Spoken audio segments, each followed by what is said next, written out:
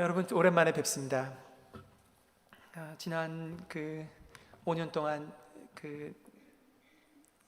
우리 서부장로 교회랑 좋은 인연을 맺고 더 자주 뵈면 좋은데, 제가 현재 속한 인터서브 소속 선교회에서 올 여름부터는 풀타임으로 이제 다시 돌아가기 시작했습니다. 그래서 신학교에서 과목 듣는 걸 이제 거의 끝을 내고 출장이 굉장히 많아요. 그래서 여러분들 자주 못 뵙습니다.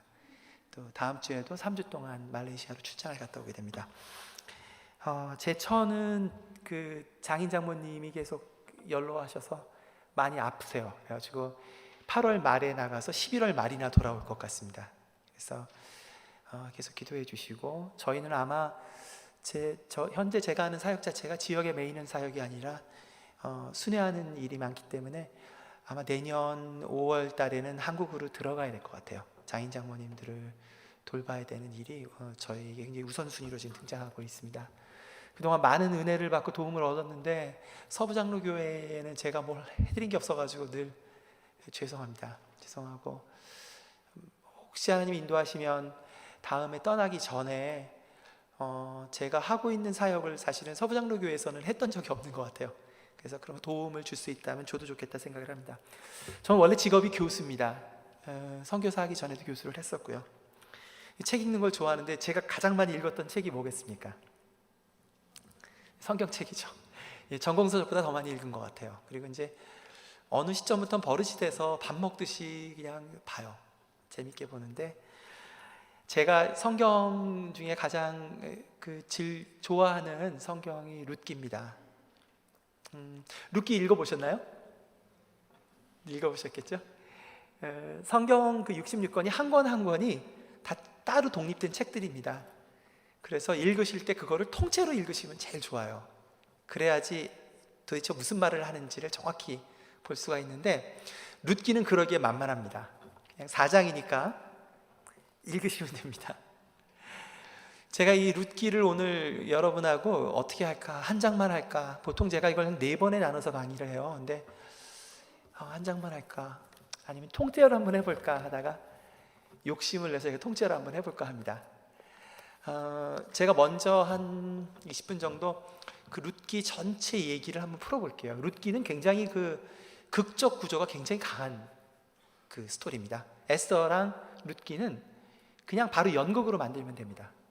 그 구조 자체가 다른 성경하고 쓴 건 다르게 굉장히 재미있는 얘기로 만들어져 있어요. 연극적인 구조가 굉장히 강합니다. 룻기 같은 경우에 처음 시작할 때 자막이 쭉 배경 설명이 있다가 마지막에 가면은 남자와 여자들의 코러스로 딱 막을 내려요. 굉장히 재미있는 구조입니다. 지금부터 제가 한 20분 동안 설명을 드릴 텐데 재밌게 들으세요. 너무 이렇게 긴장해서 듣지 마세요. 이거 얘기 자체가 되게 재미있는 극적인 영화 한 편을 보는 것 같은 그런 스토리입니다. 1장 먼저 시작합니다. 1장에 여자 둘이 멀리서 걸어옵니다. 여자 둘이 멀리서 걸어와요.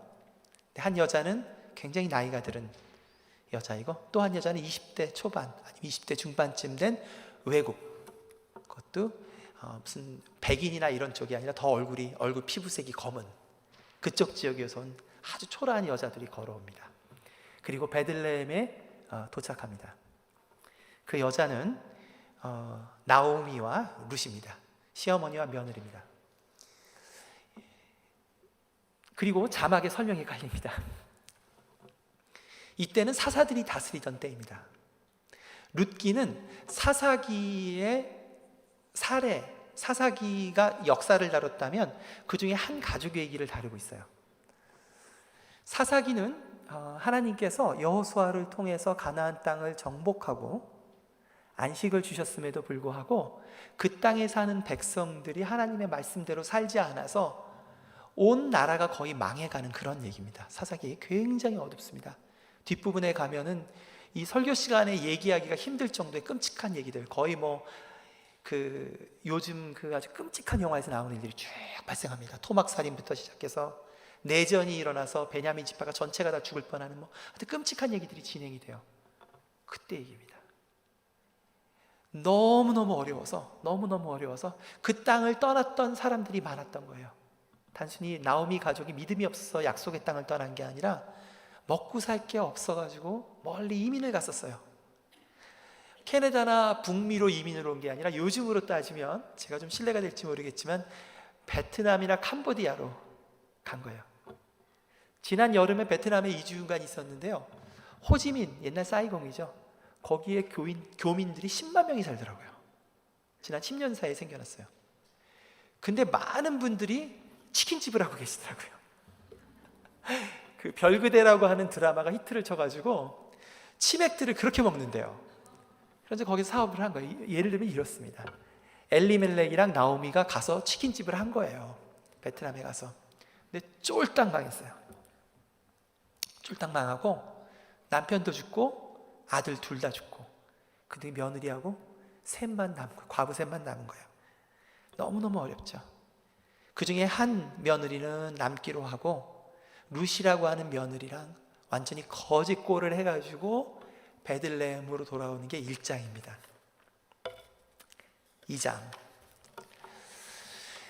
2장은 들판이 펼쳐집니다. 들판에서 일꾼들이 열심히 일을 하고 있습니다. 이스라엘 사람들이 살았던 가나안 땅은 하나님께서 젖과 꿀이 흐르는 땅으로 인도하시겠다고 말씀하셨는데 실제로 풍성한 땅이 아닙니다. 첫째는 강우량이 굉장히 적어요. 강우량이 적고 비가 와도 비를 담아내는 땅이 아니라 비가 다 새버려요. 이스라엘 전체가 약간 산악지역입니다. 그래서 비가 바로 들어갔다가 저쪽 사해지역, 동쪽에 있는 사해지역에서 샘으로 터져요. 그래서 농사짓기가 굉장히 안 좋은 땅입니다. 그러니까 매년마다 소출이 별로 없죠. 그럼 왜 이스라엘 땅이 젖과 꿀이 흐르는 땅일까요? 그것은 하나님이 함께 하시는 땅이기 때문에 그렇습니다. 하나님이 내가 그것을 주목하고 그것에 함께 하시겠다고 약속하셨습니다. 또한 하나님의 아름다운 율법, 토라가 그 백성들에게 있었던 땅입니다. 그 토라의 내용, 그 율법에 있었던 내용이 무엇입니까? 여러 가지 부분이 있지만 나누는 것입니다. 나누는 것. 6년만 일하고 6년 동안 땅을 갈고 마지막 7년이 됐을 때 땅을 놀립니다. 먹고 살 것도 별로 없는데. 왜 놀릴까요? 그렇게 해서 생태계와 함께 나누려고 하는 것입니다. 인간만 잘 살려고 하는 것이 아닙니다. 그렇게 7년이 모여서 7년 42년이 됐을 때, 49년이 됐을 때 되던 해에는 모든 것을 땅의 원주인에게 땅을 다 돌려줍니다. 그리고 빚이 다 청산이 됩니다. 빚이 다 제로예요. 그리고 노예를 다 해방시킵니다. 대단하죠? 돈 가진 사람들이 다 희생을 해야 돼요. 그리고 과부와 고아들을 위해서 추수 때마다 먹을 거를 남겨놓는 그런 아름다운 법이 있는 공동체를 하나님이 만드셨고요. 그리고 가나안 땅은 북방의 메소포타미아와 남방의 이집트 문명의 당시에 가장 큰 초대 문명이 무역을 하는 무역로였어요. 그래서 이 사람들이 이곳에서 그렇게 건강하게 아름답게 나누는 삶을 사는 것 자체가 복음의 선포가 되었습니다. 그런데 문제는 사사기는 너무나 어두운 시대였고 부자들은 결코 나누지 않았습니다. 들판에 나가서 나오미는 이미 늙어서 일을 할 수가 없고 젊은 룻이 일할 때에 그 앞에는 거친 머슴들이 일을 하고 있는데 언제든지 성폭력이 발생할 수 있는 그런 상황입니다. 거기에다 조금 더 나누지 않는 너무너무 어두운 그 들판에서 위험을 감수하고 룻이 햇볕을, 그 이스라엘 햇빛이 굉장히 따갑습니다. 그 5월 달에 강한 햇빛을 쬐면서 그 보리 이삭을 줍고 있는 거예요. 보리 이삭을 줍고 있는 거예요. 그런데 어느 밭에 갔는데 그 밭의 주인이 룻을 주목해서 봅니다.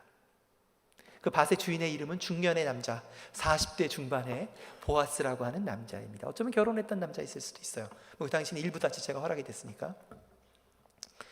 그런데 보아스가 룻을 주목해서 봤던 이유는 얼핏 생각하면 40대 중반이니까 20대가 참 예뻐 보이겠다 이렇게 생각할 수가 있겠지만 그런 스토리가 아닙니다. 햇빛에 내리쬐는 그곳에서 일하는, 거친 곳에서 일하는 가난한 여인의 룻에게 어떤 성적인 대상을 삼아서 아름답게 본 것이 아닙니다. 보아스 자체가 굉장히 마음이 선한 사람이었습니다. 그리고 하나님의 법을 지킬 줄 아는 사람이었기 때문에 룻이 귀한 사람인 것을 발견합니다. 그러게 룻을 머슴들로부터 보호합니다. 그리고 룻에게 넉넉히 먹을 것을 줍니다. 그게 2장 얘기입니다. 3장으로 넘어갑니다. 룻이 집에 돌아와서 먹을 것을 많이 들고 왔을 때에 나오미가 묻습니다. 오늘은 웬일로 이렇게 먹을 걸 많이 갖고 왔니? 그리고 전에 비해서 룻이 훨씬 더 덜 피곤해 보입니다. 보아스라고 하시는 분이 저에게 은혜를 베풀었습니다. 나오미가 그 얘기를 듣는데 보아스가 누군지 알았어요. 왜냐하면 보아스가 친척이었거든요. 이 배경에는 그 아름다운 법이 숨겨져 있습니다. 뭐냐 하면 49년이 되기 전까지, 대희년이 있기 전까지 모든 사람들이 원래 시작할 때는 자기 땅이 다 있었어요. 그게 먹고 사는 기본적인 경제 기반이죠. 그런데 게을러서 그런 일이 발생하기도 하지만 그보다는 많은 경우에 자연재해가 일어나거나 전염병이 들어서 그 짐승들이 죽거나 하면은 먹고 살 게 없어요. 그러면 나눠 먹어야죠. 원래대로 하면 친족들이 그걸 돌봐줘야 돼요. 그러나 사사기 시대는 그런 때가 아니죠. 아무도 서로를 돌보지 않습니다. 그래서 땅을 팔게 됩니다. 땅을 팔다가 땅이 없으면 이제 몸을 팝니다. 노예가 되는 거죠. 그런데 그런 일이 발생하면 가장 가까운 친척이 그 돈을 대신 내주고 그 땅을 회복시켜 주는 것입니다. 그것을 했었어야 돼요. 근데 사사기는 아무도 그 일을 안 했죠. 근데 나오미는 보아스는 그 일을 할 거라고 기대했어요. 그리고 보아스가 그 일을 해도 된다라고 보아스하고 의사소통하고 싶어 했어요. 그래서 어떻게 하냐면 룻에게 꾀를 줍니다. 보아스는 원래 베들레헴 시내에 사는 사람인데 들판에 나와서 천막을 치고 추수 기간에만 혼자 자고 있었어요. 근데 나오미가 룻에게 시킵니다. 보아스가 자고 있을 때 이불 속으로 들어가 라고 시킵니다. 이게 뭘까요? 남자가 자고 있는데 이불 속으로 들어가는 게 뭘까요? 이게 다분히 성적인 것을 의미합니다. 그러나 동시에 이런 땅을 되물려 줄 때에 했던 일들 중에 하나가 여자들이 땅을 돌려줘도 혼자서는 일할 수 없기 때문에 그 여자들을 결혼까지 했었어요. 그래서 남자가 일을 하죠. 땅에서 경제적인 걸 공급해 줘야 되니까. 그래서 당신이 결혼할 의무가 있습니다 라는 것을 깨닫게 해주는 그런 의사소통이었던 거예요. 그러나 대단히 위험한 일이기도 하죠. 보아스가 이 외국 여인 그냥 성적으로 희롱하고 버릴 수 있었습니다. 그러나 보아스는 그런 사람이 아니었어요. 자다가 한밤중에 자다 보니까 여자가 들어와 있는 거예요. 발밑에. 깜짝 놀랐죠. 보고는 룻 보고 괜찮다고, 그리고 건드리지 않습니다. 그리고 새벽에 몰래 돌아가라고, 그리고 나오미가 무슨 얘기 하려는지 아는데 내가 속히 너의 땅을 회복시켜 줄 것이다, 그리고 너랑 결혼하겠다 라고 약속을 합니다. 그게 3장 얘기입니다. 재밌으세요? 얘기가 좀 심각한 것 같은데 이게 되게 재밌습니다. 재밌는 얘기예요. 너무너무 재밌는 얘기예요. 자, 이제 4장이 시작이 됩니다. 4장의 배경은 성문밖입니다. 성문밖은 뭐냐면요, 성문밖이라는 게 정확히 성문밖이 아니라 성문 안팎이에요.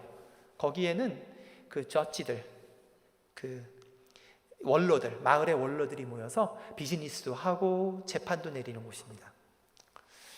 이제 그곳에서 그 보아스가 그 선한 일을 하고 싶어 하는데 문제는 보아스보다 더 가까운 친척이 있는 거예요. 그 친척에게 권리가 있습니다. 그래서 그 친척을 불러요. 그래서 얘기를 합니다.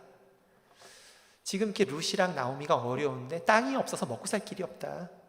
그러니까 그 땅을 돈을 내주고 회복해주고 그 사람들을 식구로 맞아들여서 먹여 살려라 라고 얘기를 합니다. 그 의무를 해라 라고 했더니 이 친구가 선뜻하겠다고 하는 거예요. 왜? 이 법을 잘 몰랐거든요. 그 당시가 그랬던 시기입니다. 그냥 돈 주고 자기 땅 더 늘릴 거라고 생각을 한 거예요. 거기다 젊은 색시까지 얻는다고 생각을 한 거죠. 그랬더니 보아스가 얘기를 합니다. 그 땅을 회복시키면 그 땅의 명의가 네게 아니라 나오미께 돼 라고 얘기를 했어요. 그랬더니 이제 상황이 달라진 거죠. 절대 안 하겠다, 절대 안 하겠다 라고 얘기를 합니다. 그런데 보아스가 그 일을 합니다. 대신 해요. 그리고서 이제 합창이 이어집니다. 성문 앞에서 장로들하고 남자들이 노래를 부르는데 뭐라고 노래를 부르냐면, 이 여인 룻은 위대한 여인이다. 이스라엘을 회복시킬 여인이 될 것이다. 레와 라헬 같은 여인이요 다말 같은 여인이다 라고 노래를 부릅니다. 그리고 보아스와 룻이 결혼을 합니다. 그 결혼 장면에 룻과 나오미와 여인들이 두 번째 코러스를 부릅니다.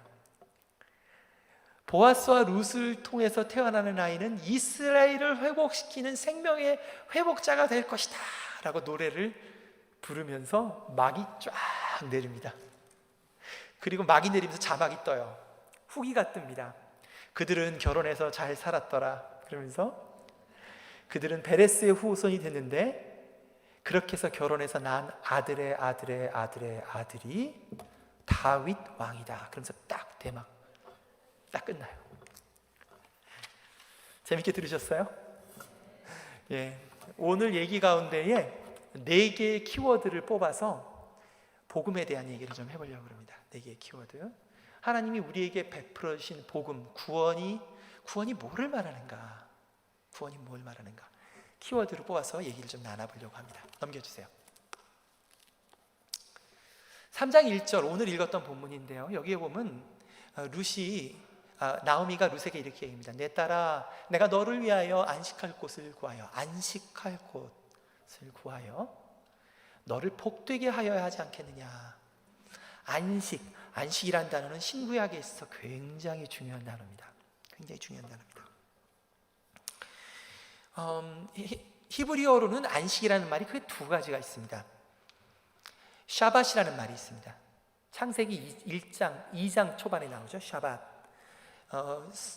그 영어의 세바스, 안식일이라는 말이 된 것입니다. 샤밧이라는 말은 그 안식이 어떤 뜻이냐면 하던 일, 일상적으로 하던 일 또는 나쁜 것들을 멈춘다, 그런 뜻이 강합니다. 그러나 그것보다 훨씬 더 많이 쓰인 안식이라는 히브리 단어가 또 하나 있습니다. 그것이 누아흐라는 단어입니다. 누아흐, 그건 뭐냐면 하나님 안에서 파괴되었던 것들이 인간으로서, 사회로서, 국가로서, 관계로서, 몸으로서, 영적으로, 심리적으로 완전히 회복이 되는, 샬롬으로 가는 그런 과정을 말합니다.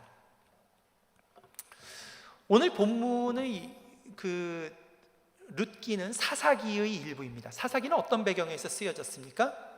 사사기 전에 있던 게 여호수아서입니다.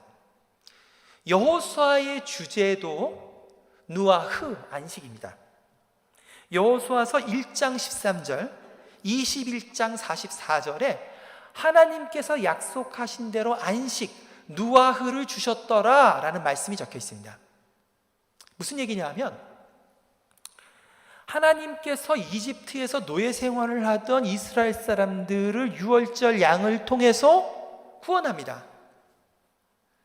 그리고 구원하셔서 어디로 보내냐면 약속의 땅, 가나안 땅으로 보내세요.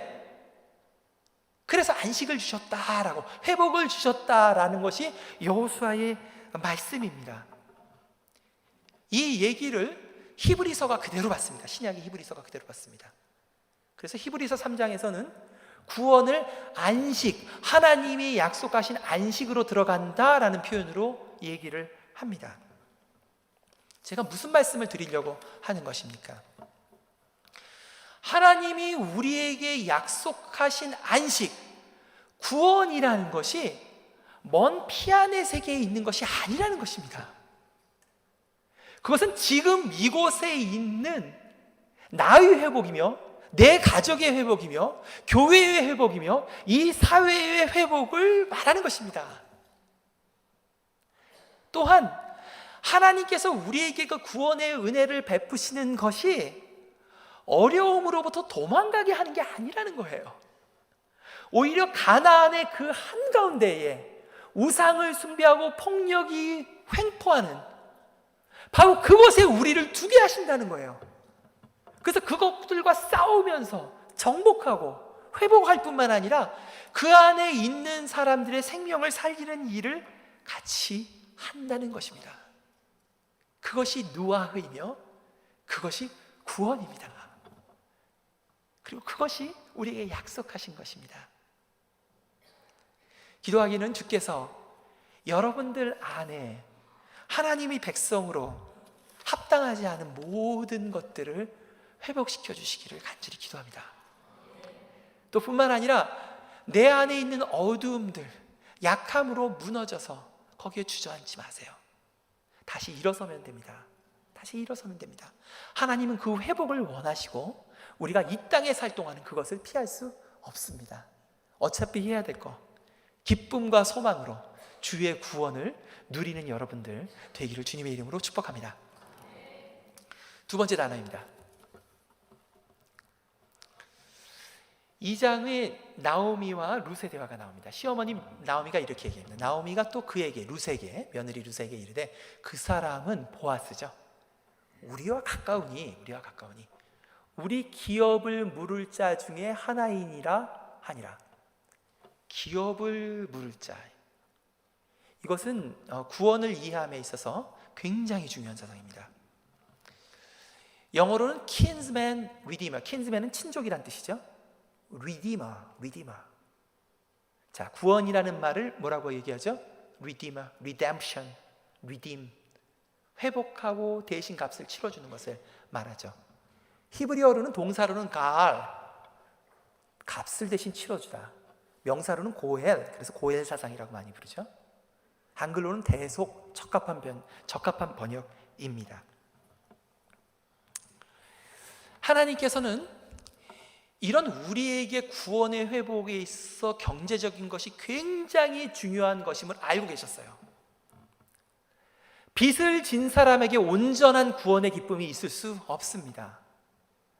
때거리를 늘 걱정해야 되고 직장을 구하지 못하는 사람에게 온전한 구원의 기쁨이 있기가 대단히 어렵습니다.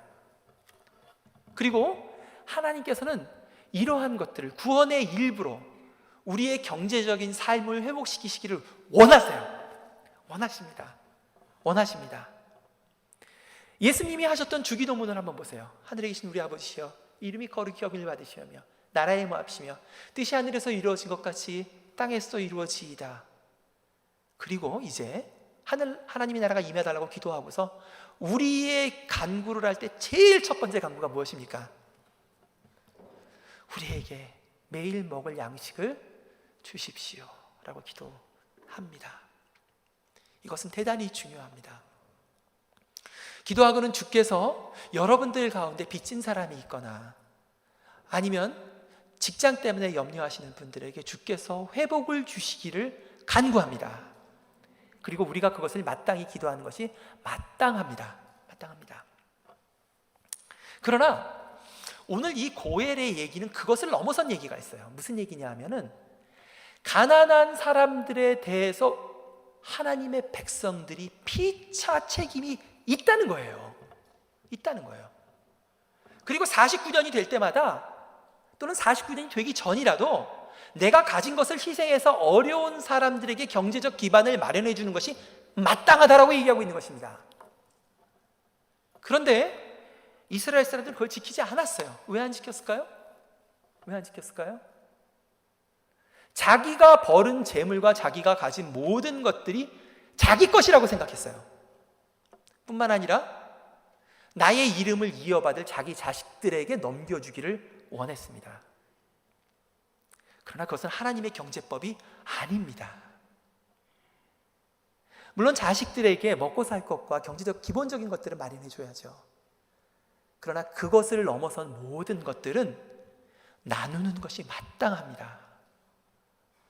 그래서 하나님의 이 누아흐, 안식이 모든 사람들에게 베풀어지도록 해야만 합니다. 우리 크리스찬들이 그렇게 하지 않을 때에, 사람들이 그렇게 하지 않을 때에 이 역사는 반복해서 전쟁으로 들어갔던 것을 볼 수가 있습니다.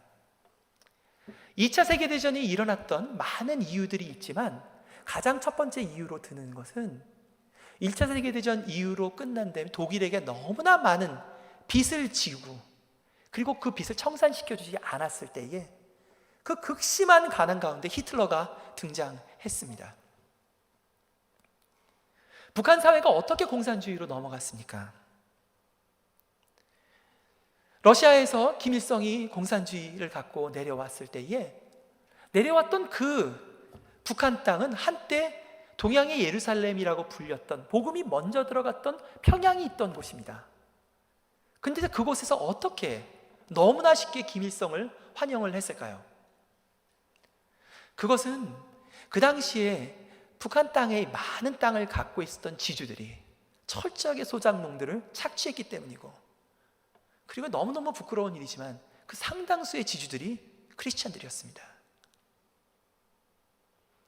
저는 다시 지금의 근본주의 이슬람들을 생각을 해봅니다. 근본주의 이슬람이 저 난리를 치는 이유가 왜 그럴까요? 왜 저렇게 확장이 되고 있을까요? 근본주의 이슬람이 확장하는 곳은 전부 가난한 지역들입니다. 2차 세계대전이 끝난 다음에 미국은 자기가 갖고 있던 GNP의 1%를 들여서 마샬 플랜이라는 것으로 유럽 전체를 재건했습니다. 그래서 서유럽이 동유럽같이 공산주의로 넘어가지 않았던 거예요. 그런데 이 가난한 무슬림 지역과 남아프리카 지역에 지금 미국은 그의 10분의 1도 나누지 않고 있습니다. 부자들이 가난한 것들을 나누지 않을 때에 구조적인 악들이 반복되는 모습을 볼 수가 있습니다. 제가 여러분에게 간구하고 싶은 것은 그것입니다. 성실히 일하여 모든 빚을 갚으십시오. 또 교회적으로도 빚을 얼른 갚아야 합니다. 그것은 노예가 되어 있는 상태입니다. 그리고 애를 써야 됩니다. 그러나 동시에 부유한 사람들에게 부탁하고 싶은 것들이 있습니다. 그것은 이 가난함의 문제, 부의 문제가 너무너무 민감하고 안식을 뺏는 문제라는 것을 기억해야 합니다. 교회 안에서 각별히 주의해야 합니다. 이 부와 가난의 문제로 사람들의 마음이 상하지 않도록 주의해야 됩니다. 그리고 오른손이 하는 일이 왼손이 모르도록 서로 돕는 것이 마땅합니다. 그리고 우리가 나이가 먹으면 먹을수록 하나님이 주셨던 것을 어떻게 하나님 나라를 위해서 쓸 수 있을지 준비해 나가는 것이 마땅합니다. 우리가 가엘, 고엘, 보아스가 그랬던 것처럼 가난한 사람들의 빚을 청산하고 그들에게 새로운 구원이 임하도록 해야만 하는 것이 마땅합니다. 넘겨주십시오. 세 번째 키워드입니다. 텐트 안에 들어온 룻에게 보아스가 이렇게 얘기를 합니다. 내가 가난하건 부하건 젊은 자를 따르지 아니하였나니 내가 베푼 인애가, 내가 룻이 네가 베푸른 인애가, 그 사랑이 처음보다 나중이 더하도다. 자 보세요.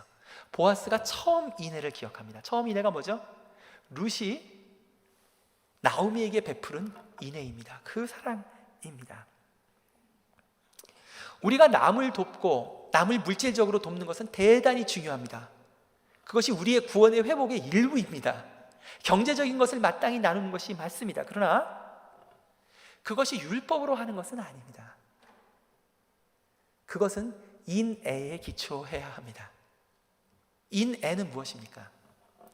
히브리어로는 헤세드라고 말합니다. 이거를 참 번역하기가 쉽지가 않아요. 그래서 영어로는 이 헤세드라는 단어를 성경마다 다르게 번역합니다. 어떤 영어 성경에는 devotion, 헌신, 어떤 영어 성경에는 faithfulness, 하나님의 신실하심, 어떤 성경에는 loving kindness 또는 tender mercy 이렇게 번역을 합니다. 근데 저는 이 loving kindness라는 번역이 참 마음에 들어요. 사랑하기 때문에 은혜를 나누는 거죠. 친절을 베푸는 거죠. 이걸 한글로 어떻게 번역하면 좋을까 했는데 인애도 대단히 아름다운 표현이지만 사실은 이 동양에는 딱 맞는 단어가 하나 있습니다. 정입니다. 정이에요. 그 사람이 나에게 잘해주건 못해주거나 미운 정 고운 정 어쨌건 나에게 속한 사람이니까 내가 책임지려고 하는 마음입니다. 조건적인 사랑이 아닙니다. 하나님은 우리에게 이걸 갖고 계세요. 이 헤세드를 우리에게 베푸신 것이에요. 룻이 했던 것도 이것입니다. 룻이 어떻게 나오미를 따라올 생각을 했을까요? 이것이 종교적으로 해석이 가능합니까? 하나님의 백성이 율법에 적혀 있는 것이 이것이기 때문에 내가 순종해야지 하고 룻이 따랐던 것입니까? 그런 게 아니에요. 어쩌면 매춘으로 몸을 팔아야 되는 극심한 가난 가운데 자기 친족을 버리고 이방 땅에 들어올 생각을 하는, 아무런 경제적 능력이 없는 시어머니를 모시는 일은 그렇게 해서 되지 않습니다.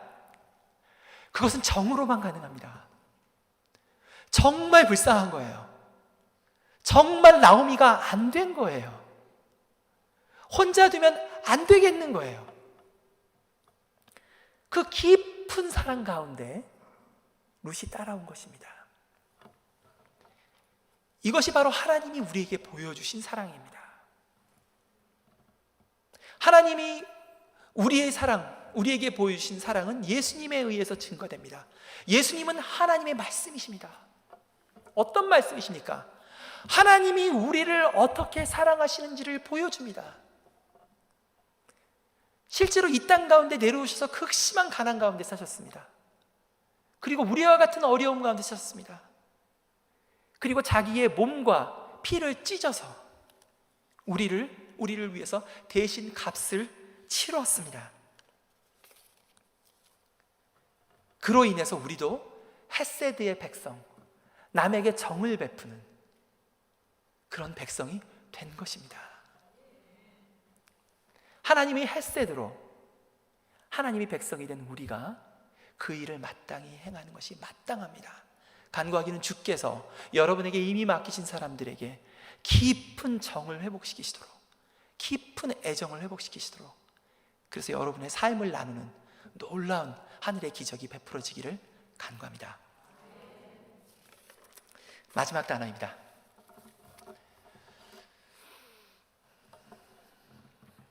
오늘 룻기는 이와 같은 후기로 내리십니다. 베레스의 계보는 이러하니라. 베레스는 헤스론을 낳고, 그리고 계속 이어집니다. 보아스는 오벳을 낳고, 오벳은 이새를 낳고, 이새는 다윗을 낳았더라. 여기에 계보라는 단어가 등장합니다. 히브리어는 톨레돗이라고 합니다. 이 톨레돗은 구약을 이해하는 데 중요한 단어 중에 하나입니다. 특별히 창세기를 이해하려면 창세기에 많은 족보들이 등장합니다. 아마도 성경을 나 좀 읽어봐야지라고 생각을 하다가 아마 족보에 맡기셔가지고 와, 족보 또 나오는구나. 그래서 성경을 그만 읽으신 분들이 좀 있을 것 같아요. 근데 족보에는 깊은 의미들이 있습니다. 그것은 하나님께서 하나님의 백성들의 계보들을 만드신다는 거예요. 하나님의 선한 백성으로 하나님 왕국에 있을 사람들을 부르신다는 것입니다. 그럼 어떤 사람들을 부르실까요? 어떤 사람들을 부르실까요? 마태복음의 시작에도 1장 1절에 아브라함과 다윗의 자손 예수 그리스도의 계보라. 그래서 예수 그리스도를 따라 살려고 하는 사람들의 계보가 만들어지고 있음을 얘기하고 있습니다. 톨레돗을 얘기하고 있습니다. 어떤 사람들이 들어갑니까? 오늘 본문에 보면은 이 베레스의 계보, 베레스는 유다 지파의 가장 큰 그런 지파였습니다. 그 안에서 가장 큰 그 가족이었는데, 그 유다 지파, 예수님의 그런 메시아 족보에 들어가는데 그 이름에 지금 룻이 있어요. 룻과 나오미는 원래 유다 지파가 아닙니다. 이 사람들은 에브라임 지파입니다. 그들을 부르셨어요. 또 보아스가 들어있습니다. 보아스는 유다 지파 맞아요. 그러나 보아스가 그 땅을 주었을 때 나오미는 에브라임 지파였기 때문에 자기랑 관련이 없어요. 그런데 보아스와 룻과 나오미를 전부 한 족보에 넣고 있습니다. 이것은 무엇을 말합니까? 신약 성경이 말한 대로, 요한복음이 말한 대로 하나님의 백성됨은 육정이나 혈육으로 나는 것이 아니라는 것입니다. 그럼 무엇으로 납니까? 그것은 예수 그리스도께서 이미 베푸신 구원을 믿음으로 낳는 것입니다. 믿음으로 낳는, 오해하지 마세요. 제가 지금 행위로 인한 구원을 말하는 것이 아닙니다. 행위로 인한 구원을 말하는 것이 아니에요. 우리가 어떠한 선한 일을 하든지 하나님의 구원을 얻을 자격은 없습니다. 우리의 죄성 때문에 그럴 수는 없어요. 그러나 우리가 하나님의 은혜의 복음, 이 헤세드의 복음을 받는다고 했을 때, 그것을 믿음으로 받는다고 했을 때 그것은 무엇을 말합니까? 과거에 살았던 방식을 이제는 더 하지 않겠다라고 하는 회개의 결단이 전제되는 것입니다. 지금 그것을 말하고 있는 것입니다.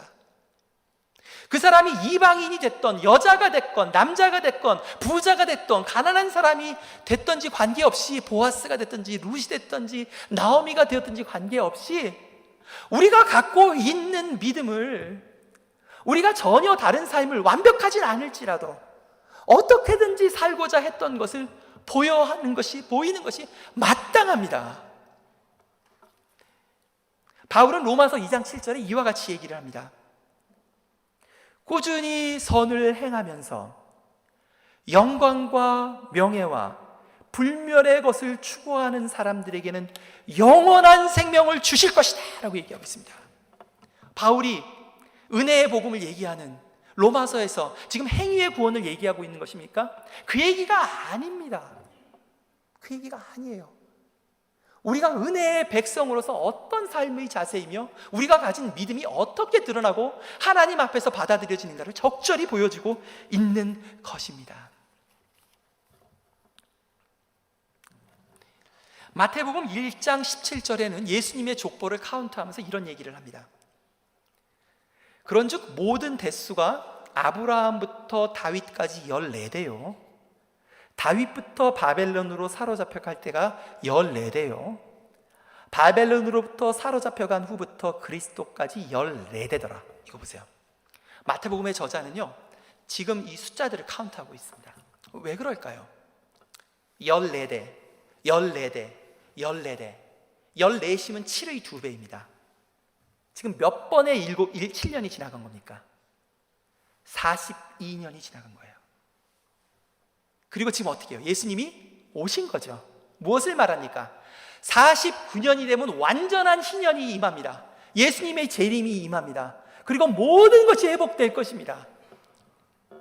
그러나 42년부터는 예수님이 오셔서 예수님 이후에 하나님 백성의 족보들, 톨레도스를 만들어 가고 있는 것입니다. 그리고 우리가 그 계보 가운데 있는 것입니다. 하나님의 은혜로 있는 것입니다. 예수의 후손으로 사람들을 헤세드로 회복시키는 일을 보여주고 있는 것입니다. 이것은 너무나 놀라운 특권입니다. 우리가 이 땅의 재물이나 이런 것과 결코 바꿀 수 없는 하늘의 보화이고 영광인 것입니다.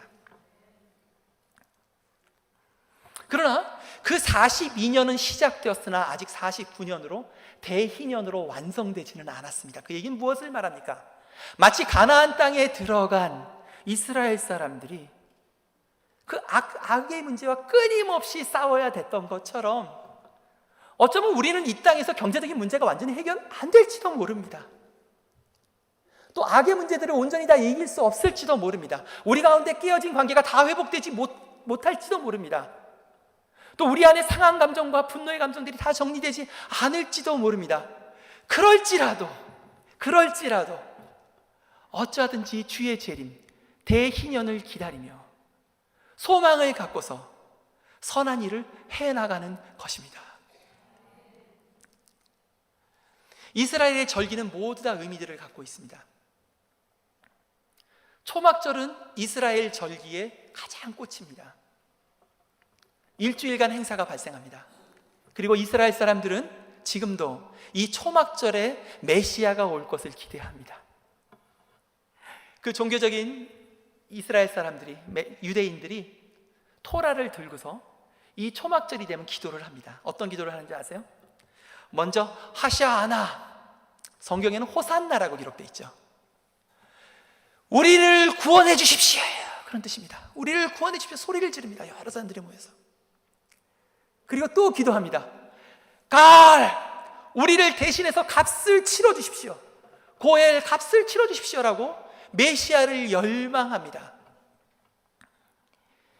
이 땅에서 하나님의 은혜 받은 백성으로 나의 없는 것 가운데 남들과 나누고, 그리고 헤세드의 사랑으로 남을 섬기며 내 안에 죄된 본성들을 꺾고, 그리고 어찌하든지 하나님이 백성답게 살려고 하는 일은 너무너무 어려운 일입니다. 그러나 우리는 예수님의 재림을 기대하면서 주께 기도합니다. 주님, 우리가 지금은 약하지만 하샤나 호산나, 저희를 구해 주십시오. 그리고 저희를 대신해서 값을 치러 주십시오. 가엘 이라는 기도를 우리 가운데, 소망 가운데 부릅니다. 그리고 그 소망 가운데 부르는 것이 우리의 영을 회복시키고, 그리고 이 악한 세상 가운데, 그리고 이 약한 육체 가운데에 어찌하든지 룻처럼, 보아스처럼, 예수님처럼 안식의 백성, 회복의 백성, 헷세드의 백성으로 살게 할 것입니다. 다 같이 기도합시다.